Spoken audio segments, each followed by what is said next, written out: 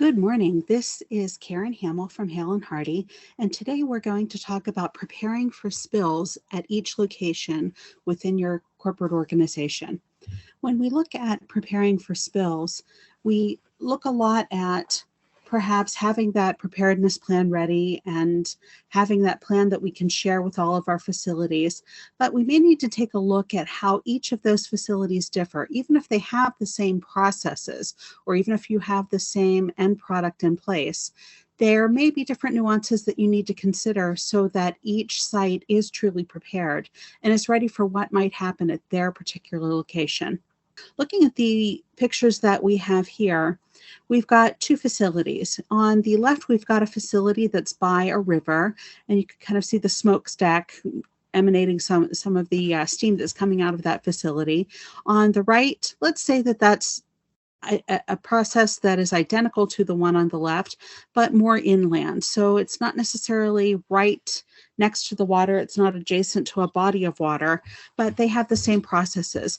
Their needs could be quite different. They could have different regulations or requirements that apply to them based upon their state or local municipality needs. There's going to be a greater emphasis on keeping any processed materials out of the water for the facility on the left than necessarily there would be for the one on the right, where there's a little more opportunity to capture that spill on land before it would reach a body of water. So even though they may do the same thing, even if they were operated and owned by the same organization, their needs could indeed be very different. And we're going to take a look at some of the other criteria that you may want to consider when you're looking at your different facilities. I mentioned already that multiple regulations could apply. This is a list of some of the most common regulations that apply to a lot of different types of facilities. So probably some acronyms that you're very familiar with. If you're not, please let me know, and we'll be glad to get a full list of what those acronyms mean to you. So looking at regulations that impact clean water, regulations that impact the use of chemicals within our facility, regulations that apply to clean air as well. So a lot of different things within the EPA that could subject a facility to spill response and spill preparedness requirements. If you have any sort of fleet operations or you're transporting hazardous materials by land, DOT rules may apply to your situation. And again, that could be for one facility or multiple facilities. And of course, we have OSHA protecting worker safety. And they've got standards for preparedness when it comes to spill response as well. Of course, looking for them more at being prepared so that anybody who is responding to the spill can do so safely. In addition to these federal requirements, you could have state or local rules that also apply that are specific to a facility within a particular region or municipality. So those rules can indeed be more stringent than the federal requirements. So it's important to understand that, especially if you've got a corporate office that is designing or preparing templates or preparing plans for different facilities, that it's not just those federal requirements that could apply. They could also have some state or local things that you need to prepare for in addition to whatever those federal rules might require. When we talk about spill response, quite often when you look at the regulations, you're required to be prepared for your worst case scenario. So that's sort of the biggest, baddest thing that can happen within your facility. So that could be the loss of an entire 20,000-gallon tank, for example, or it could be an explosion that happens at your facility that releases chemicals into the environment. Whatever that may be, whatever that worst case scenario is for your facility could differ depending on what you have at each particular location. However, more common, and of course, worst case scenario spills do happen, and usually they're the ones that make the news or that we see happen maybe once every 2 or 3 years. Unfortunately, they do still happen, but the most common spills that we see are those smaller spills, things that are happening when people are transferring liquids, things that typically are less than 100 gallons. Actually, most often they're less than 10 gallons, but there's still spills that we need to be prepared for, things that we need to have our employees trained to deal with, or at least to recognize, so that those spills aren't entering storm drains and aren't getting into the environment and not leaving our facilities. So it's important to be prepared for that worst case, but also to be prepared for those spills that are probably happening on a more routine basis and the things that our workers can be very well prepared to handle safely without causing harm to themselves or harm to the areas around them. The next factor when we're considering plans for each individual location is to recognize that we don't have the same people in the same situations at each of our facilities. So our workforces may be very different. In one location, you may have employees who are very well seasoned, who've been on the job for a long time, as opposed to another location where you've got maybe a newer workforce, someone who's only been on the job for 6 months or 2 years or 3 years versus 20 to 30 years. They're going to have very different skill sets. They may have the same training, they may have the same certifications, but their skill levels are going to be very different based on that amount of tenure that they have within a certain job or a certain process. Also, our locations can be very different weather-wise. We could have one location in the Northeast and one in the Southwest. They're going to have very different weather patterns. They're going to need to be prepared for very different scenarios that could happen. One may need to be able to respond in snows or flood conditions, where the other one may need to look out for tornadoes and have their area secured so that things don't get blown away in a hurricane. Those differences can play into our spill response plans and be important things that we need to consider when we are planning for the products that we need, the tools that we need, where we keep those tools and supplies. And finally, we could have a lot of different labor arrangements.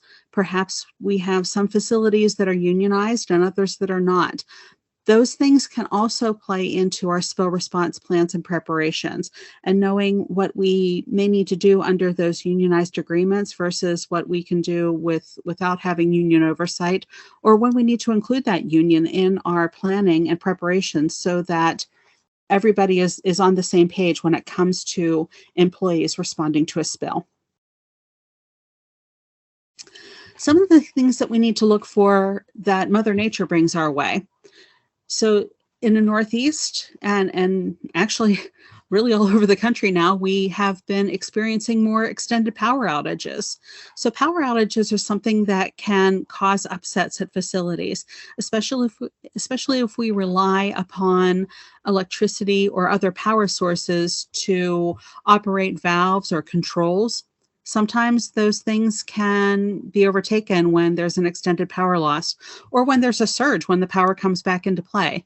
So recognizing how any power interruption, whether it's hydro, whether it's electric, natural gas, whatever that power source may be, can that contribute to a spill? And if so, what is that spill going to look like? Where is it going to go? And how can we plan for that?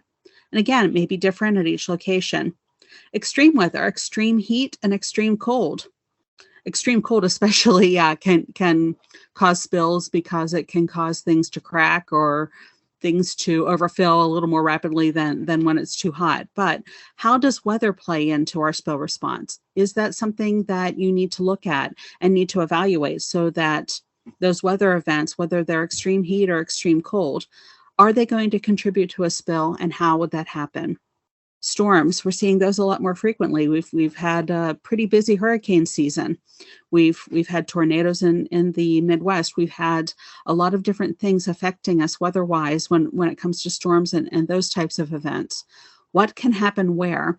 In the Northeast, I know we live in a valley. We don't plan a lot for tornadoes because we just don't see a lot of those in our area. However, we've got a lot of flooding. We get a lot of heavy rains, and being in a valley, they lay low. So that's something that we plan for, where possibly in Arizona, they're probably not planning for flooding the same way that we do. They're probably looking at different weather events that could create problems for them. So know what those causes may be within your different facilities and recognize that those weather hazards can be very different and can cause the need to plan differently for each of those facilities. Something for everyone is to validate any external risks that you may have. And these are things that may be beyond your facility's control. So look at security measures that you have in place and whether or not they are adequate for each of your facilities.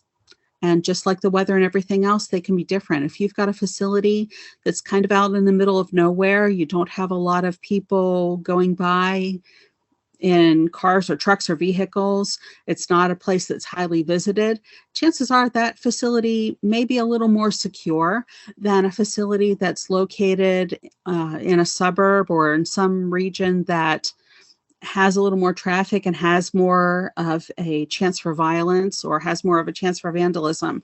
So what do those risks look like? What are those things that are around your facility that could cause you spill problems within your facility? Can somebody vandalize a tank? Can somebody vandalize equipment that you have stored outside and cause a spill that way? Are there neighboring facilities that could have an explosion or something happen at them that would affect your facility? What are those risks that are around your different sites that could cause a spill or a potential for a spill at each particular facility? So now that we've looked at some of the risks, let's look at where we can put our spill response supplies so that they are ready and so that they are practical and useful for the people who will be responding to spills first. Remember that although we may have professional spill response teams come in, we may hire contractors, we may train certain people within our organizations to respond to spills. More often than not, the people who find a spill or discover a spill are your average workers, your average employees who probably have had some spill response training, but that's not what they do every single day. So this is something that is out of the normal or out of the ordinary for them. And it's something that if they haven't been well trained and they haven't had a chance to use those skills, they may not necessarily be as prepared as those professional teams who do it on a regular basis. So when we have our supplies staged in the proper locations, we can help those people to take an immediate initial response until they're able to bring in those other resources and those other people who do have additional training and are able to handle those spills maybe a little better than those initial responders. So location, where should you put spill kits? There really aren't a lot of regulations that tell you where you need a spill kit.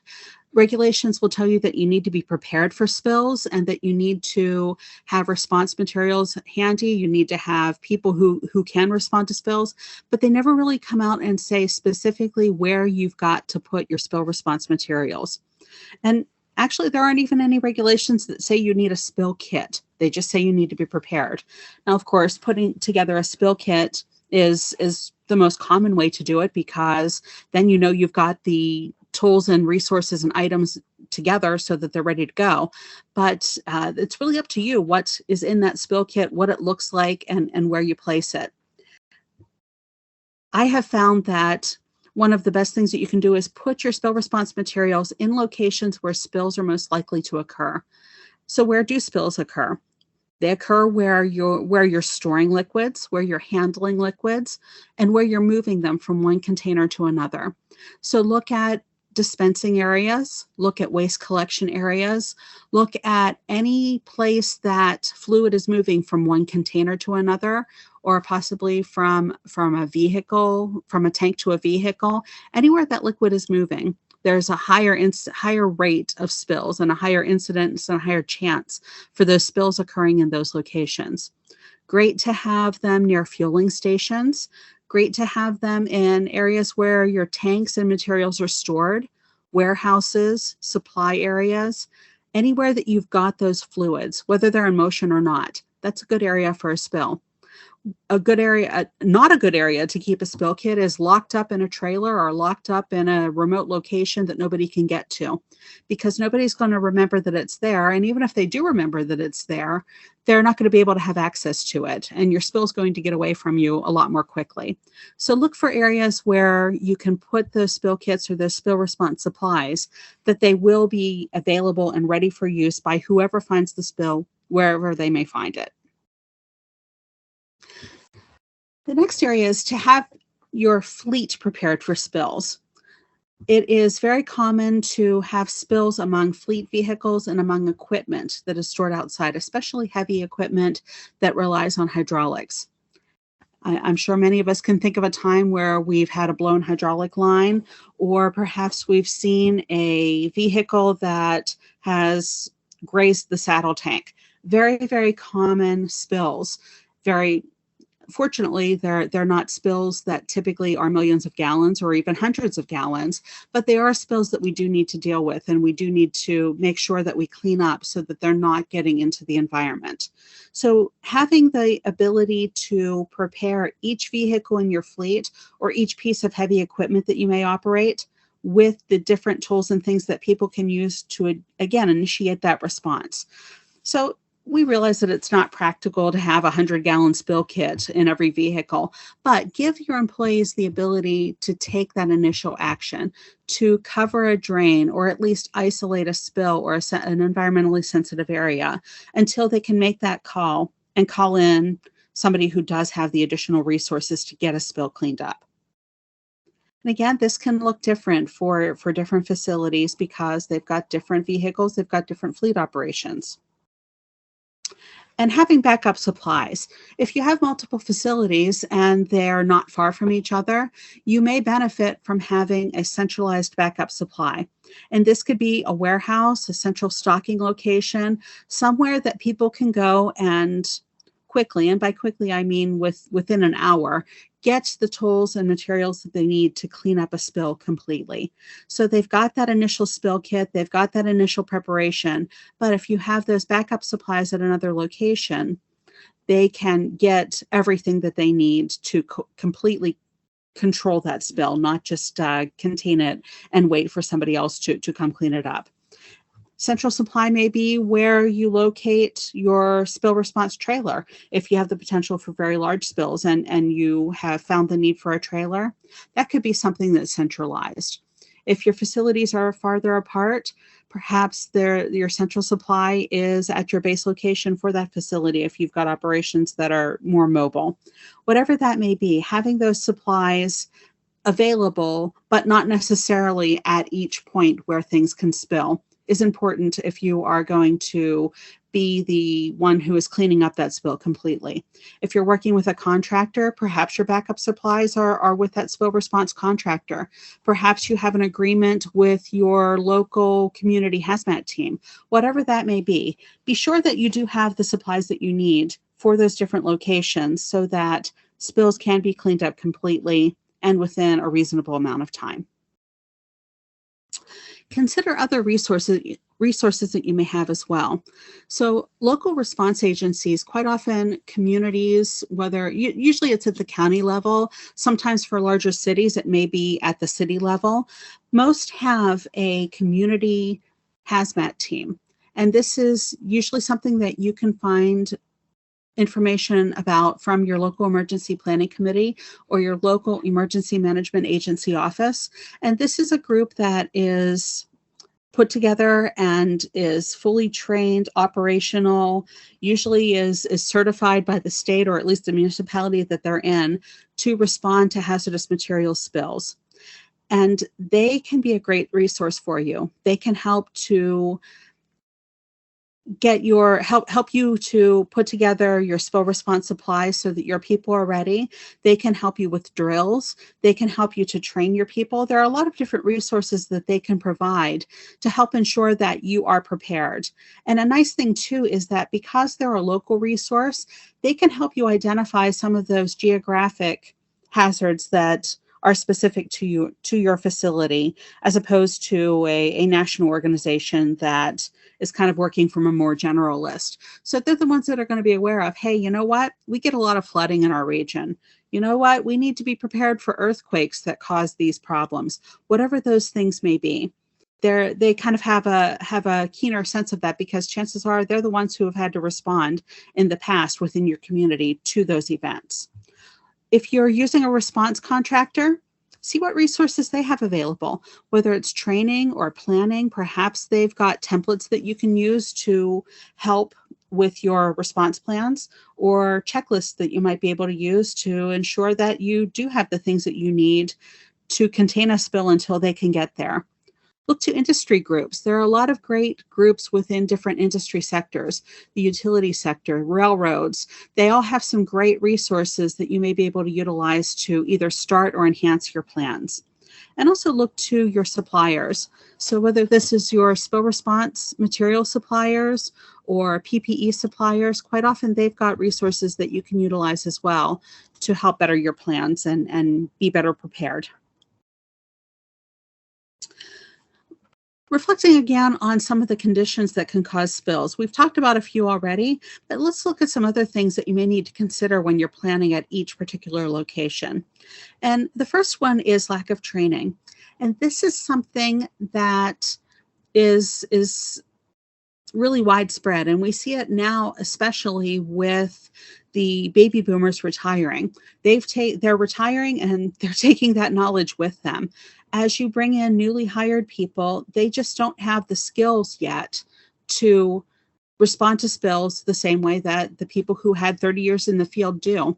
And it's something that we need to be aware of, and we need to be aware of the need to train and teach these people so that they are prepared, so that they can recognize spills, and so that they are confident in their abilities to get them contained and get them cleaned up as we expect them to do. So newly hired people, again, just not going to have that level of training. And this could be at one organization, or it could be at several different ones.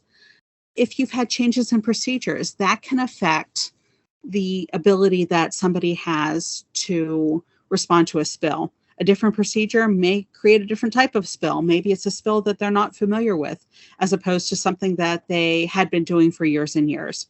If you've got new procedures that come into play, or different processes that you're introducing, these are all things that we need to be aware of, and we need to be aware of how they will affect our spill response plans at any particular location. We've talked about Mother Nature, but again, this is something that is completely beyond our control.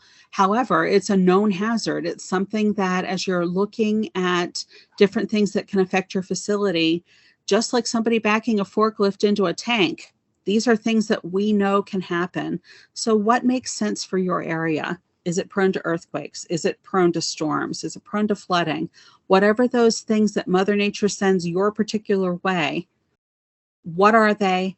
How are they going to affect your facility? How can they create a spill within your facility? I'll share a story about a company in our area. I work as a planning section chief for our county emergency operations center.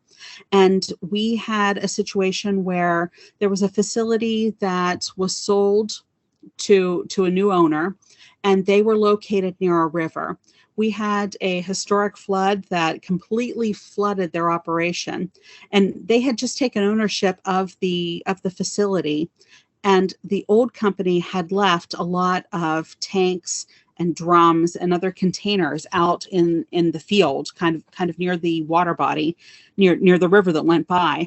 And because of that flooding, a lot of those tanks and containers actually ended up in the river, and a lot of them weren't closed the way they should have been. So they actually had a very large scale hazmat spill because of all the different fluids and everything that were stored outdoors.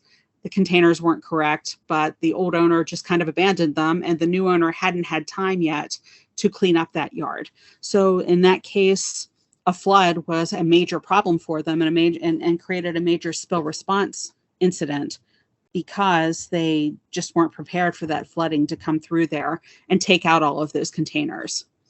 Earthquakes cause a lot of different problems. So what are those things within your geographic area for each of your facilities that are going to cause spills and cause problems for you? Just recognize those and recognize that they could be very different within each scene, or I'm sorry, each site. People are sometimes beyond our control, so prepare for them at each facility. And this is something that can be geographic. If you've got a facility that's in a highly populated area and something happens at your facility, chances are you're going to have a lot of people who want to know what's going on, and you're going to have a lot of onlookers. At a more remote location, you may not need to worry about that. How are you going to control those people? Put that into your plans so that you know at each facility what you're going to do, where you can take those people so that you can get them information, but they're not necessarily standing at the line looking at what's going on.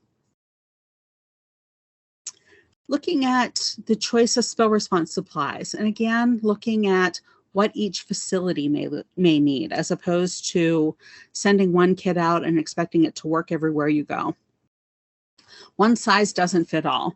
And it's easy at a corporate level to say, okay, well, our biggest facility has the potential for a 10,000 gallon spill. So we're going to prepare all of our facilities for a 10,000 gallon spill.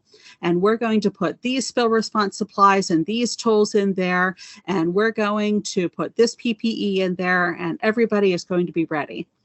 Well, that may not be the case. Just because you buy the biggest, best thing out there, and just because everybody's prepared for the worst spill in one place, doesn't mean that those tools and equipment are going to be applicable. So instead of looking for one kit that, even though it's a lot easier to look for one kit and send it to 300 different places, consider whether or not that kit is going to work and is really the best option for each location that you're sending it to.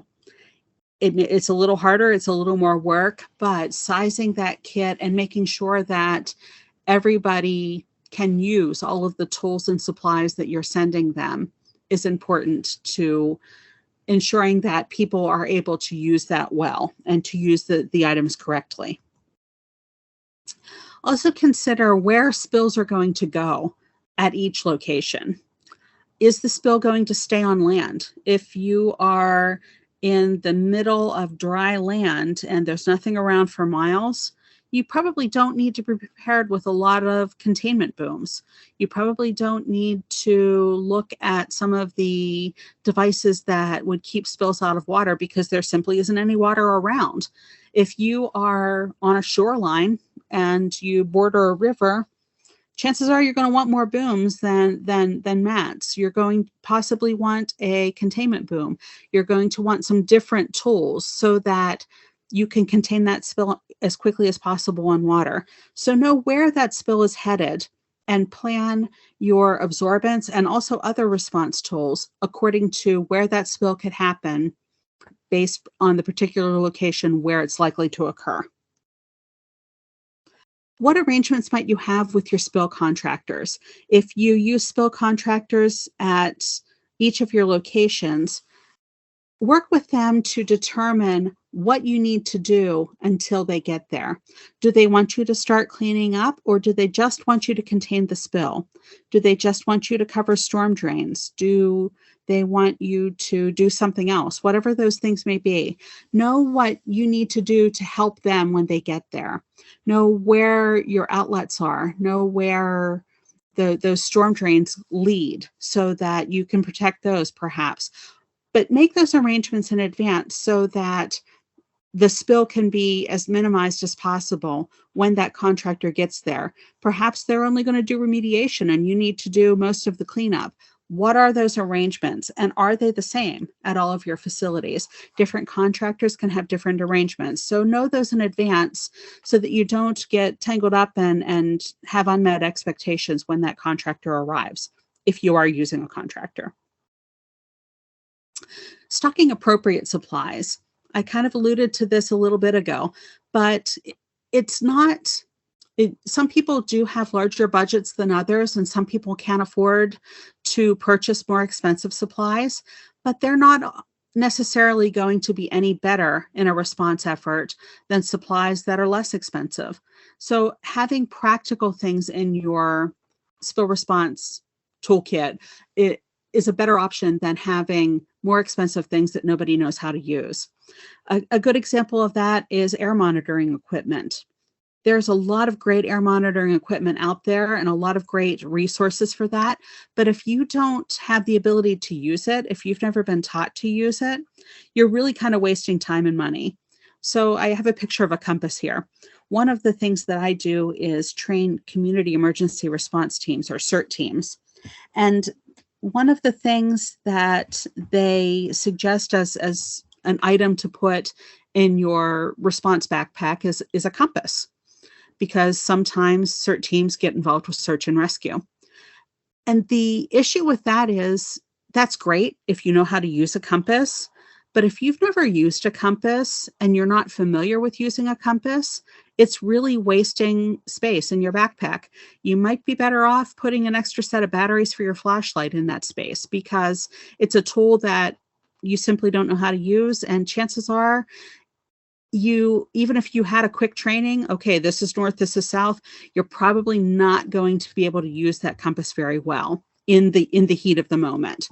So make sure that what you've got on site at each location makes sense for the people who will be using it. And if it doesn't make sense, don't keep it in your kit. Don't keep it with your supplies.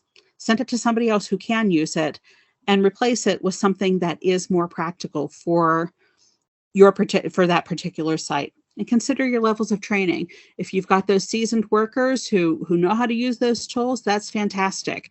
If not, give them the stuff that they can use. Managing our preparedness. So we've talked about what can cause the spills. We've looked at stocking supplies in the right locations and having the right kinds of response equipment available. How can we make sure that it stays there and we're ready for that spill, and we're sure that we're ready all the time? The first is training. And training is important because you can have the best plan and you can have the best materials in the world, but if people don't know how to use them and don't know when to use them or how to do it safely, it doesn't mean a lot, because the tools won't be used correctly or they won't be used at all.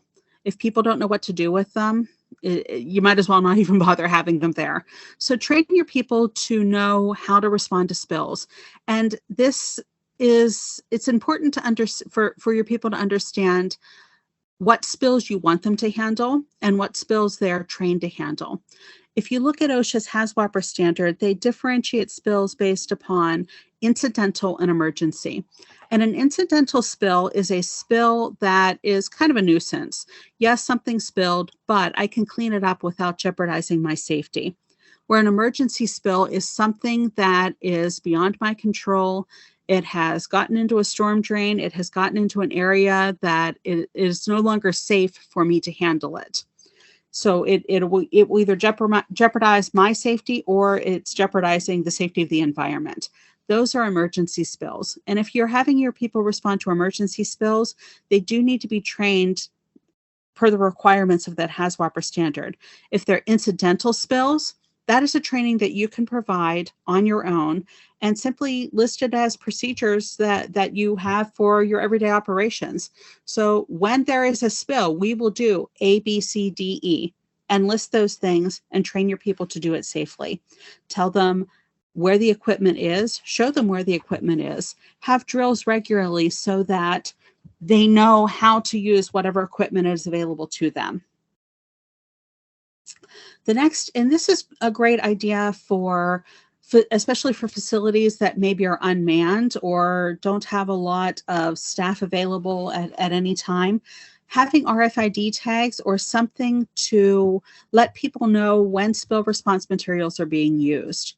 One of the biggest things that I see when I visit facilities is that they do have a spill response kit. It was put there many, many moons ago, and everybody has used it for the past 10 years, and it's now empty. So they used a pad here, they used a sock there, they used something from one time to another, and it's never been refilled. So RFID tags, and again, this is a technology that has really come down in price, and it's very easy to tag things to let people know that something's been moved, something's been used. So consider that technology and consider the abilities that it may give you to ensure that your spill kits are always supplied, no matter where the location. Having drills. Training's great, but if you don't do it regularly and you don't give people the opportunity to practice the skills that they have learned, they're going to lose them. Just like any other skill that you may have. If you don't use it, you lose it. The same thing goes for spill response. So it's important to have drills. Yes, they're an interruption. Yes, they take time, but that's the only way you're going to ensure that your people are able to do what you want them to do when they need to do it. And this is a great way to utilize those local resources. Invite that hazmat team, invite your local fire company in, have them participate in your drills. Quite often they'll help you set up a drill. And it's a great way to get to know those local resources before you do have a major event. It's not a great time to meet them for the first time when you've had a big spill. So having that familiarity and having that ability to meet with them and drill with them is a great way to not only make sure that your people know what they're doing, but to have those extra resources and have that extra skill set from the outside response community who can help you to improve your plans and improve your people's abilities. And finally, performing inspections. Inspections are important because if you don't inspect it, you don't know whether it's there or not. Now, perhaps you're using the RFID tags and that serves as your inspection, but check on those resources, the spill response resources regularly, whether that's a weekly or a monthly or at the very least a quarterly check. Have somebody that's assigned to the task of ensuring that those response supplies are available and are ready for everyone to use. And with that, I'd like to wrap up with remembering that each facility is different. And when we recognize that and we prepare our response plans, prepare our supplies, and prepare our people for having those incidents and taking care of those incidents based upon what may truly happen at their facility and not what might happen at a corporate location, we can have everybody be better prepared and better able to do that in a timely manner, protecting themselves and the environment. With that, I'd like to thank you again for your time today. And if you do have any questions, please feel free to contact us at clientsuccess@HalenHardy.com, and we will be glad to respond to any questions or inquiries that you may have. Thanks again. Have a great day.